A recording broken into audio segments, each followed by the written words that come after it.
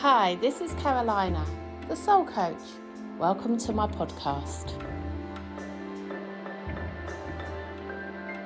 Hello and welcome to the Living a Life of Magic podcast. How are you? I have the lovely Kathy with me today. So Kathy and I work together and we've known each other for just a few years. We will tell you more about that in a minute.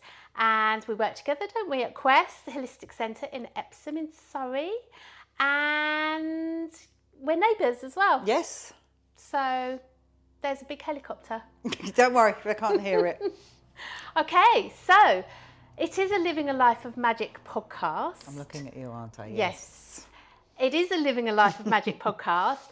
And we are going to be talking to Kathy about living a life of magic.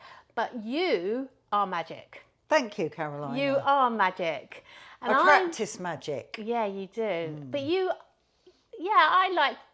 practice magic, but also you are magic. And I want to know, has that always been the case? What, of being magical? Of being magical. Yeah, a very odd child.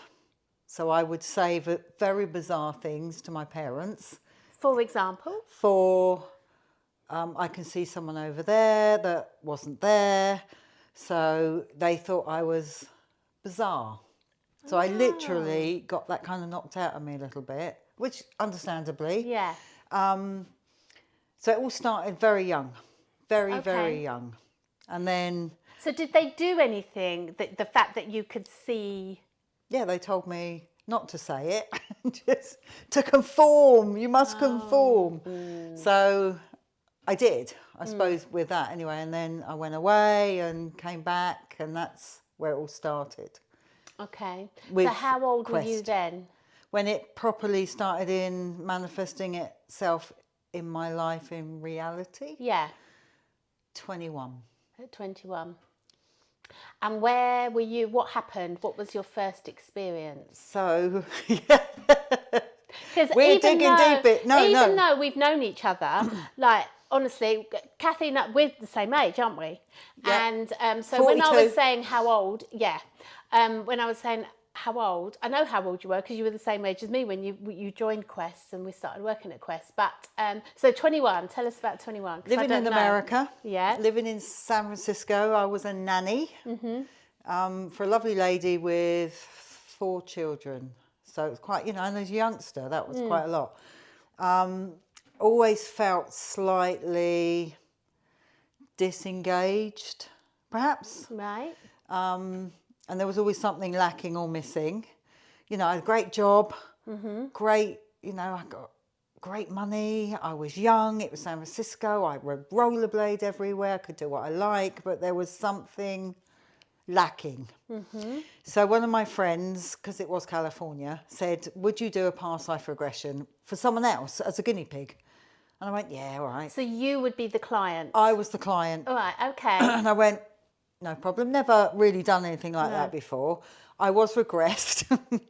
So I was a Native American woman, but really old. And I fixated on how wrinkly, and I looked like a prune. I was old, but I was abandoned from my village and kind of had to be in the little teepee all on my own. And it was all quite distressing. I thought, well, that's odd, but okay. So I went along with that, released some stuff through that regression, whether it was accurate or in my consciousness or it doesn't matter, does it? No, something was released. And then I got off a bus. So I was on the bus, the 43 Masonic, you won't know this because it's San Francisco bus. And as I got on the bus, there was a woman probably sitting where you are. And I could see through her. Like I don't know how to explain, like she was translucent. And I just knew she had cancer, illness, freaked me out because I was only young. Got off the bus. And as I did, I got out and there was this big church saying, all are welcome. And then there was a man lying in the portico of this church. And there was a huge lock on that door. So it's like, hang on a minute, you're saying all is welcome.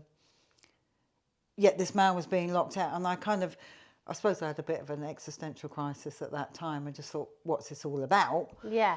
And then had a slight health blip, which brought me back home. Okay, in your early 20s? I was probably about 30, I think. So long ago, I can't remember. No. And then I ended up nannying for Lynn McTaggart. She wrote The Field. Yes. So she was the one that did the experiments The in consciousness. quantum, Yeah. yes. So I was literally synchronistically paired with her, which is a synchronicity in itself. Yeah. And then I worked for her in her magazine, Living the Field. And wrote for that magazine, Living the Field. So very interesting. But yeah, I've met a lot of, I suppose, what we would call iconic spiritual figures, because she did conferences. I think my best person I ever met was Edgar Mitchell, who was the fifth man on the moon. And of course, I'd always thought, have we really gone on the moon? Yeah. But this was a UFO conference. Yeah. And so I got in the taxi and I had to call. I was like, the Eagles landed. It was all very funny. So I picked him up from Euston Station, and I had a taxi ride with him. And he said that when they left Earth's gravity, he had a moment of noetic understanding. He started the noetic sciences, which he felt this connection to the divine universe outside of gravity. Gosh. So does gravity create a three-dimensional collapsing of our consciousness? Okay. All right. Interesting. But he saw UFOs. Absolutely did. He said there are things on his way to the moon. Yes. He saw UFO. Which I was like, because I'm into all of that. Yeah. So he was like, absolutely, there were things that were watching, observing what we were doing, and what we still do. Gosh, you always blow my mind when I talk to you. Honestly, you really do. And this isn't never going to be normal. And I'm just like trying to catch up on all of this. But that's really interesting that he says there were people watching, because obviously we're very small, aren't we? So we could be being observed as we are living our lives. Exactly what he said. Yeah. And of course there was one other woman that I met who's not famous at all, but she was lovely. She was a remote viewer for the CIA. So American CIA, they have trained people to lock in on locations, say Russia. So they give them coordinates. They lock into those coordinates and then show what they're seeing. So she was a remote viewer and she was lovely. Nice. So, yeah. Good. And you do a lot of remote viewing, but we'll talk about that in a minute. All right, we'll come back to that. So I'm really interested in what you were saying in your 20s, and that you could actually see through this person and what was wrong with her on the bus. I mean, obviously that got it didn't get verified because you were obviously like, get me out of here. And then you faced straight away that church and everything else. Yeah, so that was all in one like thing after the past life regression. Yeah, that I think the past life regression possibly opened up doorways that had been opened when I was younger, but that I had to conform to close. Yes, I understand. So then did you then carry on seeing that as you went through your 20s? Did you carry on seeing through people, but you didn't do anything about it? I didn't do anything about it. And then the health thing happened. Yes. So then that caused you to come home. Yep. And then you then became a nanny for Lynn McTaggart. And then obviously you did some admin work for her. Yeah, and I wrote for her. You wrote for her? Yeah, so Living the Field. Bringing all of those experiences that you'd experienced into... Yeah, no, she told me what to write. And it was really interesting, that Living the Field, you know, because I think it's quite pioneering at the time, but they were writing about remote viewing, about consciousness, time, does time exist? So fascinating. Really fascinating. Yeah. And okay. So let's spring forward then. So Lynn McTaggart. McTaggart. And then age 40. Was it? So 40 was 21st of June 2007. Solstice. Quest opened.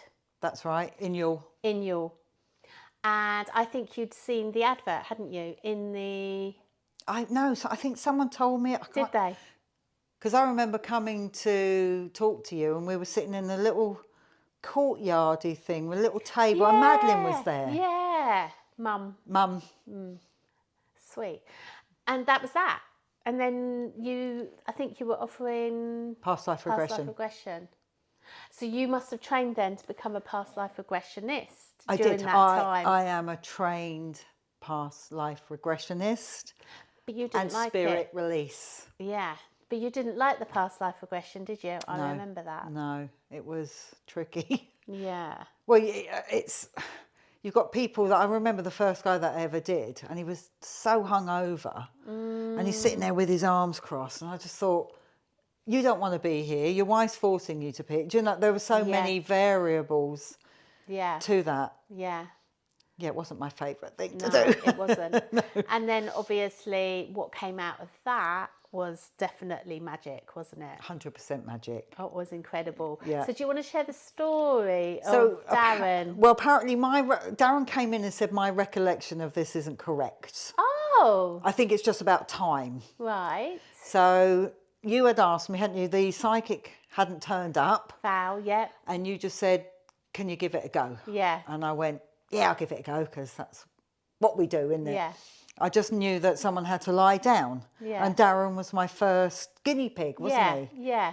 I love this story. So Darren comes in, lies down.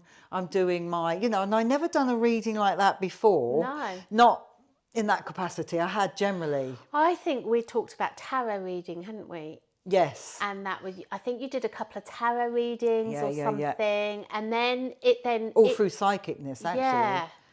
And then, then it was, okay. So then you knew it had to be lying down. Yes, I just knew. So he's laying down. I think I get his grandfather, blah, blah, blah, do all of that. And then I'm saying to him, this still makes me laugh to this day. I said to him, you've got pins in your neck and down your back. Like I could see plates, pins. I couldn't, and he was like, Kathy, I haven't. And, he's telling me he hasn't, but I wouldn't have it. I'm like, I'm telling you. So it was hilarious, right? And he was like, I haven't. So I thought, well, I've got that wrong. And of course, subsequently, however many hours or days it was later. He had his motorbike accident. Yeah, got hit by a truck, didn't he? Did he? By truck? Yeah, and obviously had pins in his neck and that's such a fascinating story. That's funny. And he's fully recovered. And fully he's recovered, okay. He's fine. Yeah, absolutely. But that must have caused you to think, there's more that I could be doing other than past life regression. It was like the past life regression was a gateway to what you saw back in your 20s. Yes. Yeah, it was an opening. And then it's like, well, the rest is history, really. Yeah. Because I think, you're the best medium I've ever met. Thank you. I really do believe that. And I don't call myself a medium. I know you don't call yourself a medium, but that's, what makes you stand out from a lot of people is the fact that how you give people information about their loved ones, but that's just part of it, isn't it? The loved ones, the information that you can give people. And, we always say about fortune teller, the future hasn't happened yet. So how can anybody kind of explain our future? But you have this, I tell you, you are an alien from outer space. I really believe that you are, because your skills are incredible. They're just amazing. And where do you think this comes from? What do you think? Do you know Have you thought about it? Or do you just turn up and do it? I just turn up and do it. Rock up. It's like you've tuned into a different frequency that a lot of people can't tune into. I think for me, I don't analyse it. And I think that's one of the big things when people are trying to gain psychicness or knowledge. They overanalyze it, don't they? And they go, well, that can't be right. And the minute that mind gets involved, don't let the mind get. But I think I'm lucky enough. I do suspect me to be slightly on the spectrum, which I think might help. Yeah, to be fair, like I don't know, but no, but a different. I would imagine. I think in a different way. You certainly do think in a Yeah. different way, and I think that's just fantastic. It's absolutely brilliant. I mean, with Darren, there is a case to be said, because I said that. Did we manifest that into his future? I don't think that's the case, but no, you know, we've got to look at all possibilities. I had seen the only other really interesting thing was the woman. She never came back after the reading. So I had a woman in Epsom. It was Epsom rather than Youghal. We got to be talking, oh God, I don't know, over 15 years maybe. Yeah. And she was lying down. I was doing my reading, and a woman came in with her daughter. And the person I was reading for went, I don't want to hear about this. And I thought, I have to honour that. But I had the other side going to me, you've got to tell her this. So I kind of went... Oh, what a dilemma. Well, I had to, because she had Juliana, to hear it. that was her name, I'll never forget this, she had to hear it. So she showed me a plain window, and I thought, do you remember this? Yeah, I do remember this. The plain window, and then I saw a shadow in that plain window, and that isn't normally what you see, is it?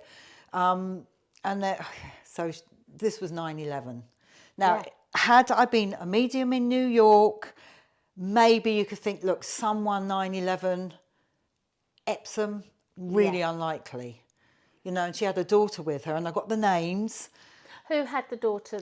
Yeah, her client or the person? The person that had passed. Oh my goodness. So she was with her daughter. They were, I think they were going to Disneyland. And so all she wanted this woman to know, the person that I was reading for, was to let her mum know that, it still upsets me to this day, isn't that weird, all this frequency later, that there was a really big, strong, strapping bloke on the plane. They knew, at this point, they knew what was going to happen. So he literally just put his arms around them so that they weren't scared. Cry. I know. And she wanted her mum to know. The woman I was reading for was, the mum was her sister. So she was auntie. Yes. She never came back. She never... I don't know if that message ever got through. Wow. Yeah, that's... God, I mean, we've had a lot of those, haven't we? Yeah, we have. You know, I know I shouldn't name names, but a woman who had just lost her child, literally, and it was around Christmas time. And she went, I don't know why I'm here. Her daughter came in, very, very sudden passing.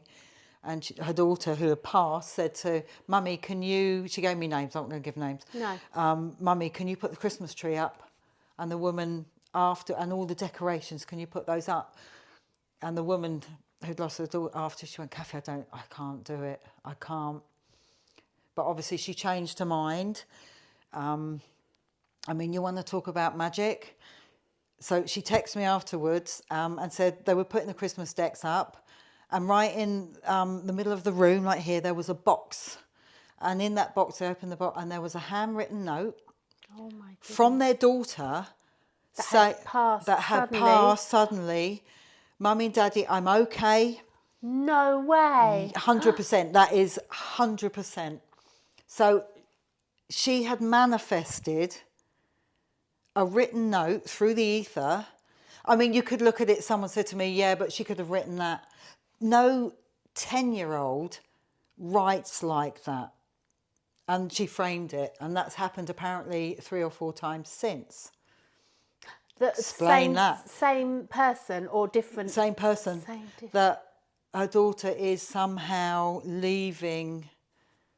The thing is, our minds can't explain that. We're never going to know what actually has happened. No. But that's magic. Magic.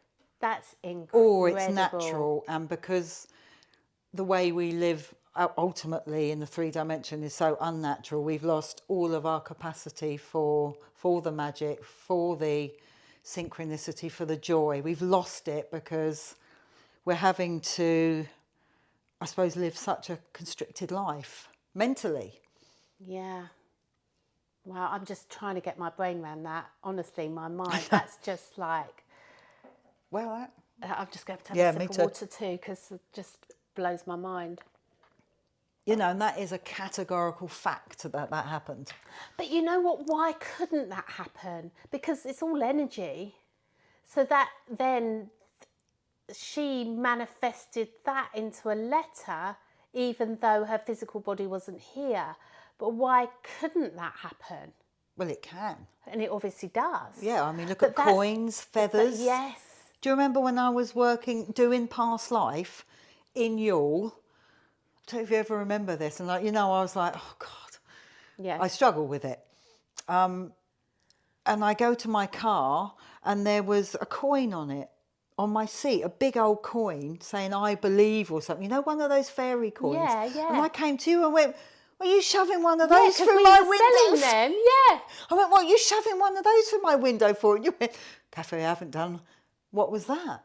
I know. Because I'm not, as you know, I can be quite not like that. Yeah, but that's what I think keeps you really real and grounded.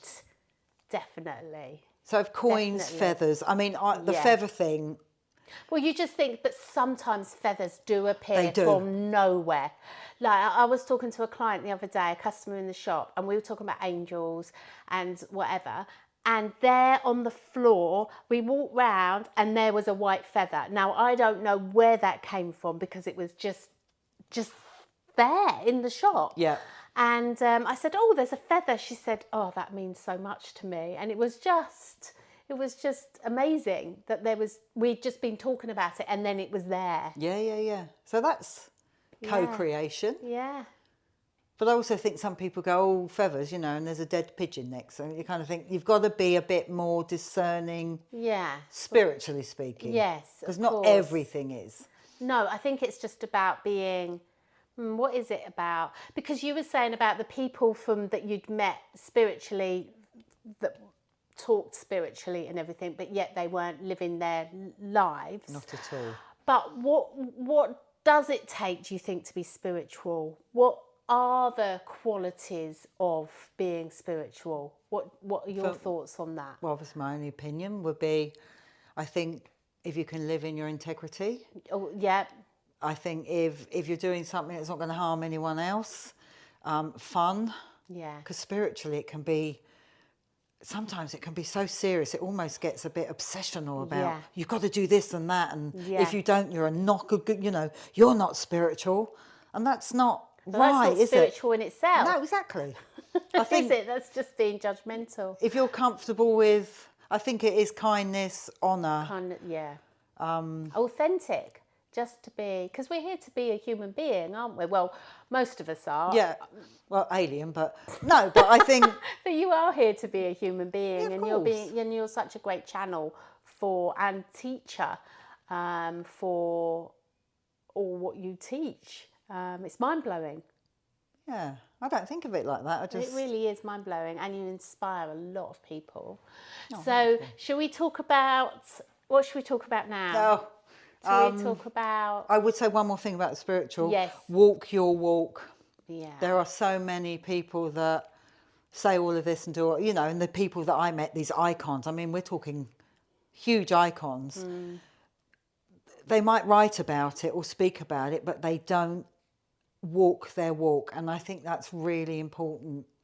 I think so too. And sometimes doing stuff you don't want to do. Sometimes having to be dutiful. Yeah.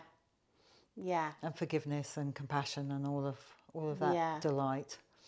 It is walking the walk, isn't it? But it's I think so, yeah. Living our lives that's, as you say, that's authentic and that's true, but also being very kind and non-judgmental and just... Yeah, but also we're not perfect, are we? And within our imperfections, I think there's allowances, I think Joe Vitale says that he's going to have a chocolate nut sundae. The day that he doesn't judge, he's going to have a chocolate nut sundae, and he's never had one yet. That's right.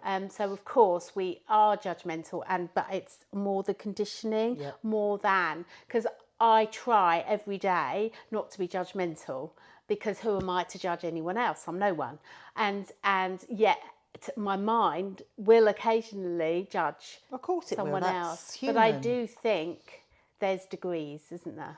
Degrees of judgments. Yeah, I think we all do it. And I think so. Spiritually, it's like, you know, it's hard because we're told don't do this, don't, is it? Spirituality is a lot don't do, isn't it, rather than but look do. Look at Christianity and the whole, not that I want to necessarily get into religion, but at the end of the day it's all interpretation, isn't it? Every single religion, I believe, is an interpretation of consciousness, of an energy. And you know, there's a lot of fear based around some religions as well, and some interpretations of that religion is fear based.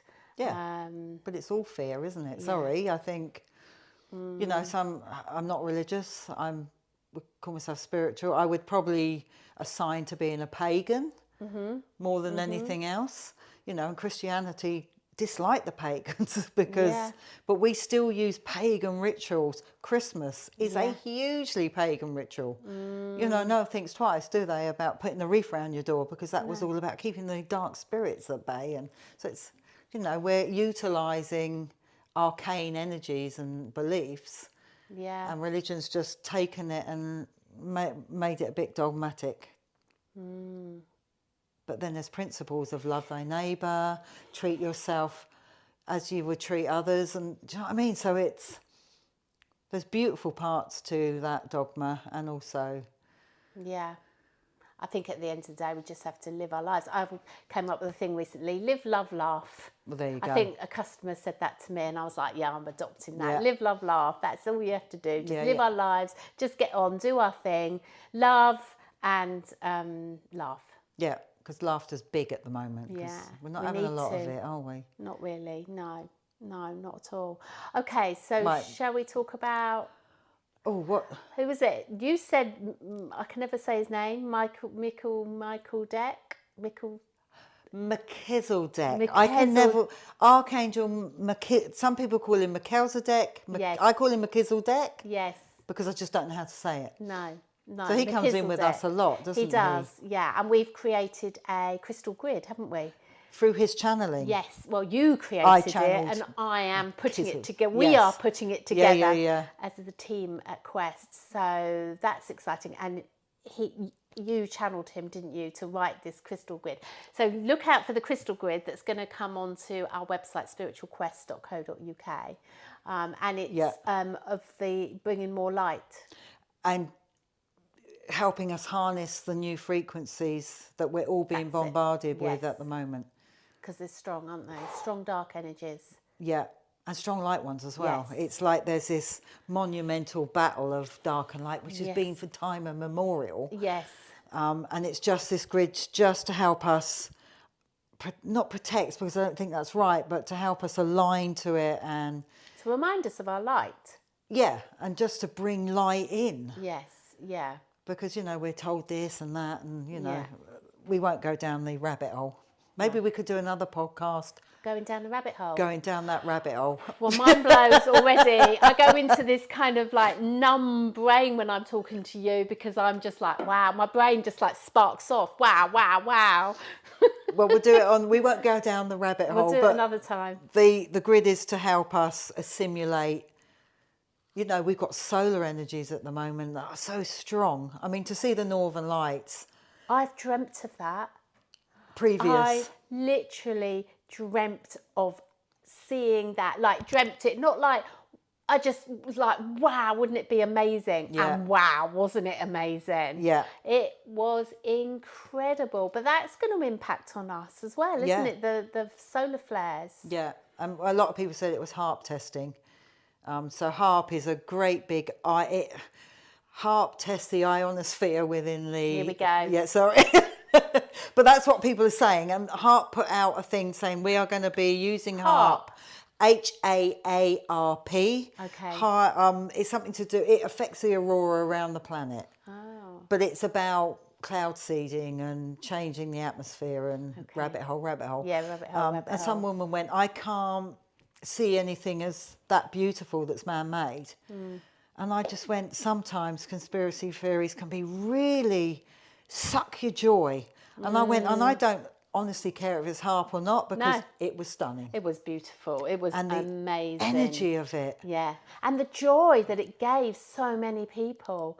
I know it also upset a few people because they slept through it, but I was lucky to bump into you, and you said, "Oh," and I was like, "No way!" I was like, "Really?" And then there it was. I kept taking pictures, and then you could see it with the naked eye, and it was just incredible. And wasn't it nice just to see people posting pictures of that rather than all this other crud? And everybody was so happy that everybody got to see it. It was oh wow! I was like, I texted in the group, anyone that I knew, look out in your back garden now. It was just awesome. I mean, I have been told from upstairs, whatever you want to call it, through channel, that within the next 18 months we're going to have a huge solar flash that will be, the aurora will be seen across the planet, so huge, but it will knock out satellites, but only for about 36 hours. Right. And not being a conspiracy theorist, however... You are a conspiracy theorist, but well, I'm not a realist, but that's beside the point.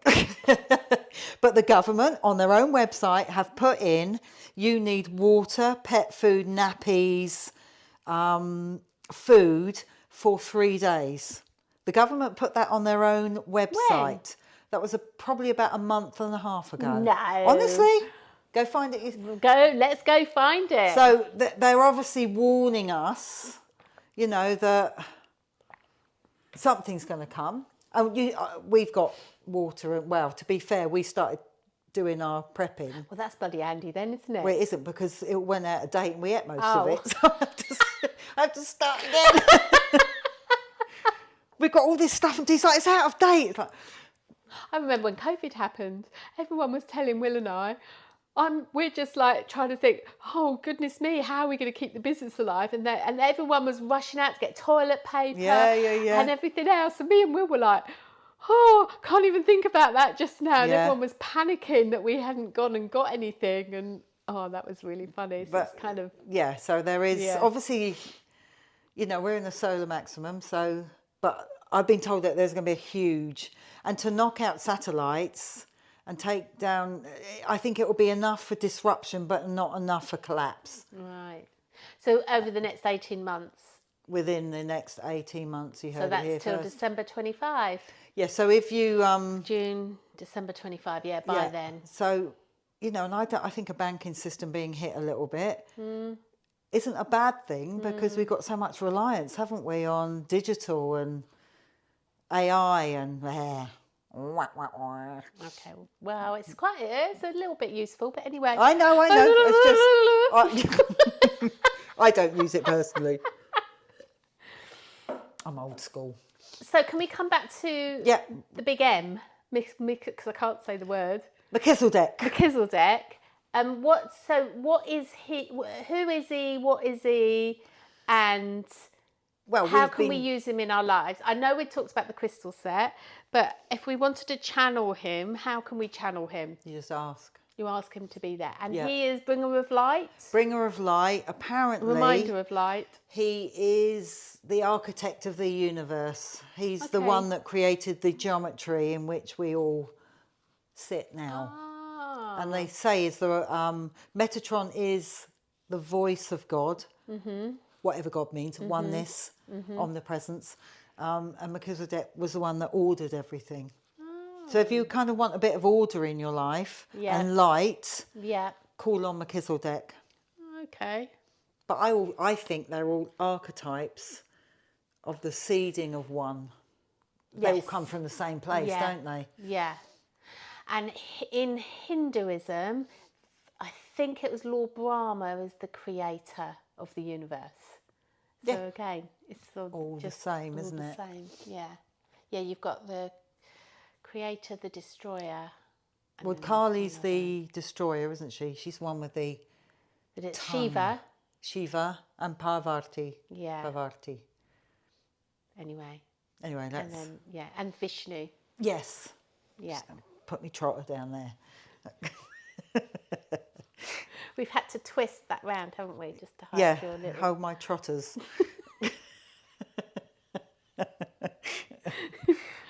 For the Americans, trotters are your feet, but your feet that look like pig trotters when they're quite... You've got lovely feet. Well, I know, but I won't be showing my trotters, but that for your American audience, that's what trotters are.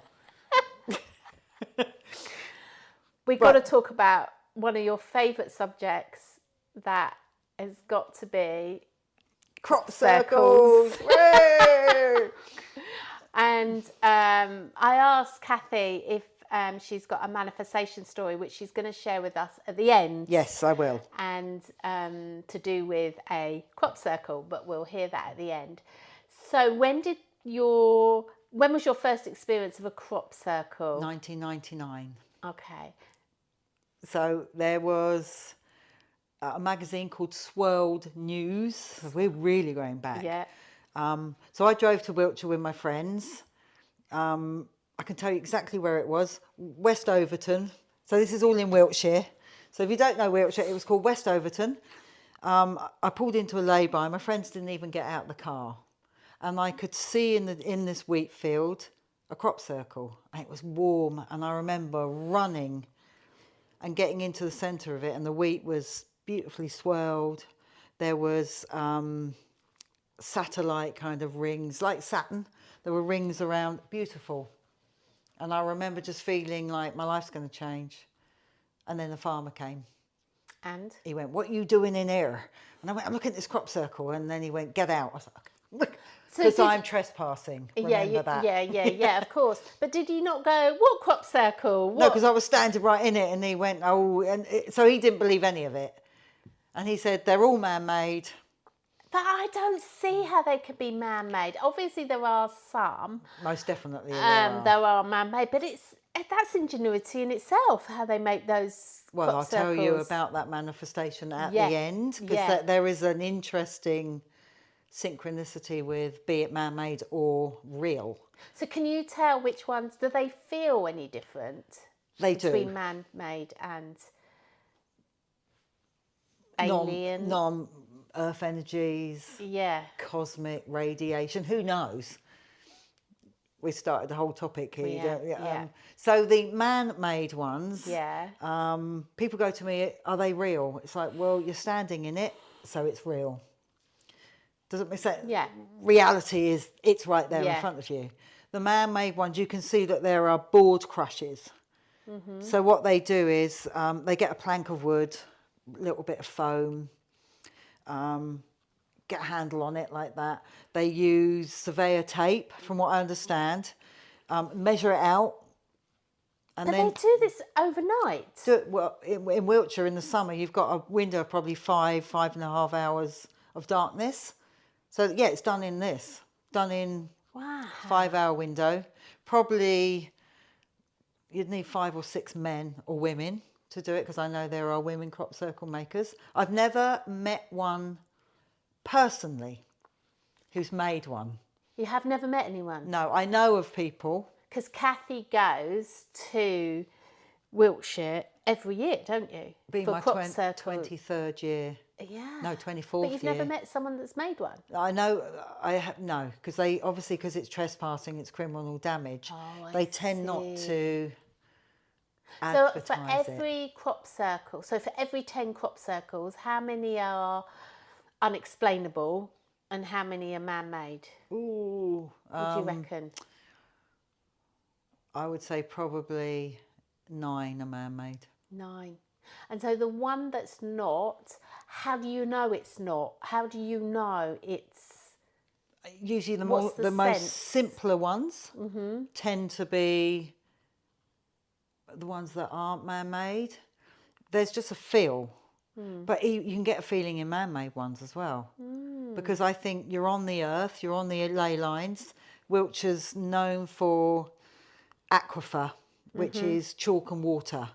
And when you bring chalk and water together with electromagnetic from the earth, it harnesses it, enhances it. So most crop circles, someone plotted about 95% of crop circles are all along this ley line of aquifer, of water and chalk. So there's got to be something to do with that. You've got to think you've got Avebury, Stonehenge, West Cannock, Loughborough. They're all those mystical places. Mystical places are on this aquifer lines and ley lines.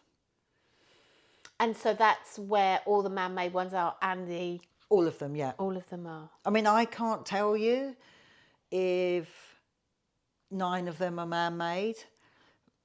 You know, sometimes because there's a drone man, he always gets to them first. And someone said to me, how does he get there? Is he told from above? And it's like, no, he's told from the people that make them. And then he'll go and video them first because they want a pristine picture of a crop circle without people trampling all the way through it. Yeah. So what does it feel like to be in a real one? Real mystical. Oh, it's stunning. Some people feel sick because there's quite a high magnetism. And there's a lot of radioactive. I remember, this isn't my manifestation story, but one year we were on the hill. So people sit on the hills and watch these fields overnight. You know, and we were sitting there buggering about. It was about probably 3:15 in the morning, flash of light. Didn't think anything, crop circle the next morning. So we literally at about 4:30 in the morning walked all the way down thinking we'll be the first in there. There was a man in there with a Geiger counter and said to me and my friend at the time, you girls don't stay in here too long because the radiation's really high. And I got a headache, so I thought, I'm not staying in here. No. So again, it's another unexplainable phenomenon. But even man-made crop circle makers that I've spoken to, haven't met them but spoken to, have said when they're doing their crop circles, they have paranormal stuff that happens to them. So something's going on. This is a long topic, this one. Wow, it really is, isn't it? And maybe we'll save it for another. But anyone that can get into a crop circle, go and do it. There was one, do you remember Fanny's Farm? Down in... Do you remember Fanny's Farm? I do, it's just you saying that. Down in... Where was Merston, we have 4. Merston. Yeah, and there was one opposite Fanny's, because I used to like Fanny's Farm because they did great green tea. Yeah, exactly. But opposite there was a crop circle. And we went, and to be honest, I didn't really feel anything. And I do feel things, but I didn't feel anything there. But also, because I couldn't see it from, I could only go in from below. I couldn't see it properly, so I didn't know. And then I felt bad for treading in it. No. Just because it was, from the photo I saw, it was beautiful. Yeah. So then you feel like, well, am I walking over it, so I'm destroying it? But I couldn't. Maybe it wasn't a very good one. I don't know. No, there were 4 that year. That was my first experience of a crop circle, and I was just like, wah, wah, wah. But I need to come to Wiltshire. Yeah, well, those 4 because you run meditations in a crop circles, don't you? I have in the past. Are you doing it again?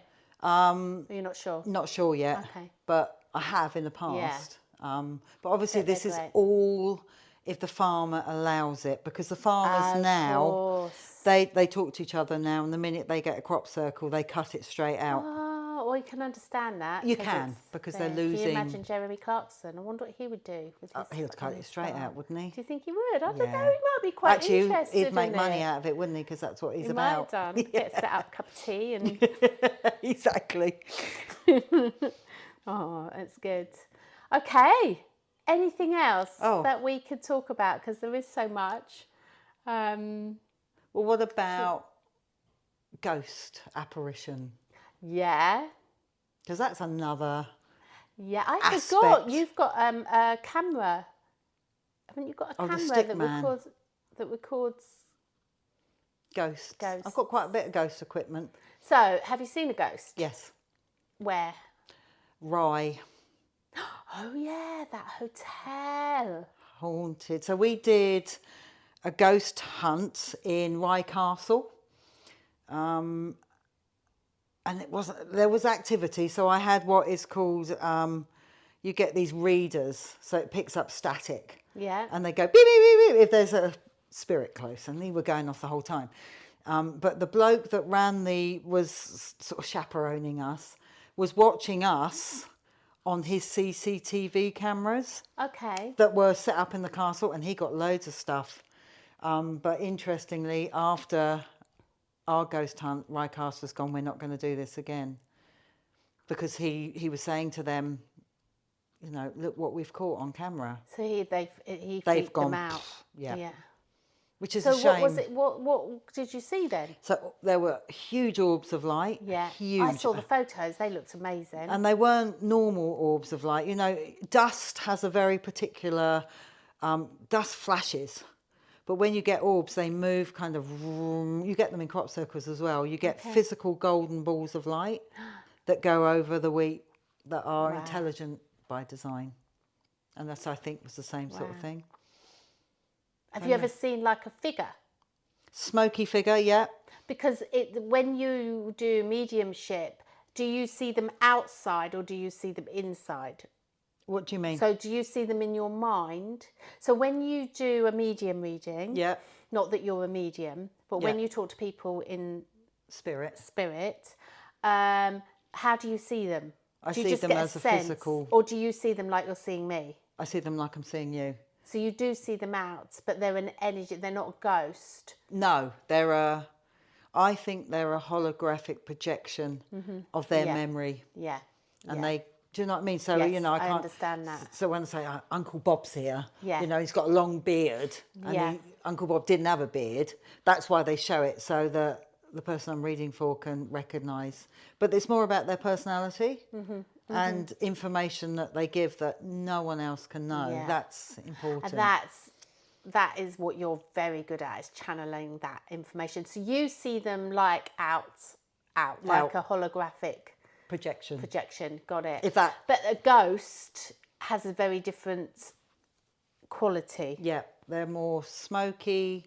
They often are in orb format, and I think they're just residual energy, because people have said, "Oh, it's scary." It's not.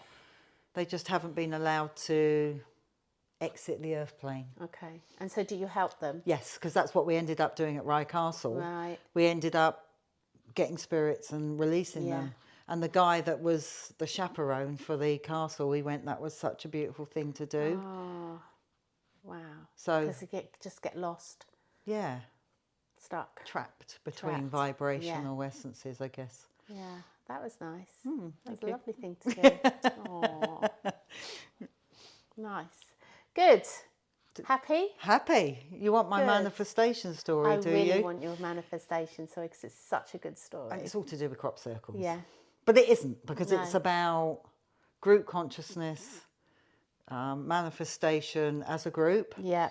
So last year, June 21st, with a group. June 21st? Yeah, that we did it on the solstice, because we thought solstice energies really enhanced because it's half and half. Yeah. So I got quite a complicated symbol for everyone to manifest.